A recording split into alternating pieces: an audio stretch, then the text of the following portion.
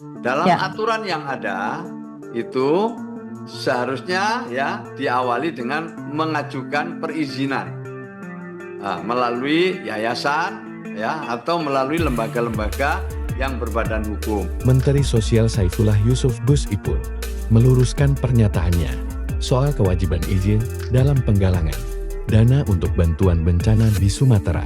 Ia menegaskan bahwa pemerintah tidak melarang masyarakat, komunitas, atau yayasan menggalang donasi. Bahkan sangat mengapresiasi inisiatif saling membantu tersebut. Namun, Gus Ipul mengingatkan bahwa Undang-Undang Nomor 9 Tahun 1961 memang mewajibkan izin sebelum melakukan pengumpulan uang atau barang. Izin diberikan sesuai cakupan donasi, tingkat kabupaten kota oleh bupati atau dinsos setempat, antar kota kabupaten oleh provinsi, dan tingkat nasional oleh Kementerian Sosial. Setelah kegiatan selesai, pengelola wajib membuat laporan audit internal untuk dana di bawah 500 juta rupiah dan audit akuntan publik bagi dana di atas 500 juta rupiah. UU tersebut juga memuat sanksi bagi penggalangan tanpa izin.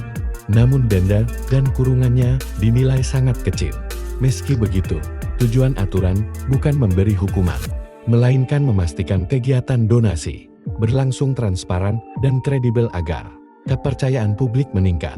Gus Ipul menyebut manfaat izin dan pelaporan ini, yaitu meningkatkan kepercayaan donatur, membuat lembaga penggalang dana makin kredibel, serta membantu pemerintah memetakan kebutuhan bantuan secara lebih akurat. Ia kembali menegaskan bahwa pemerintah tidak menghambat pengumpulan dana, tetapi berharap hasil donasi dilaporkan agar penyalurannya lebih terintegrasi.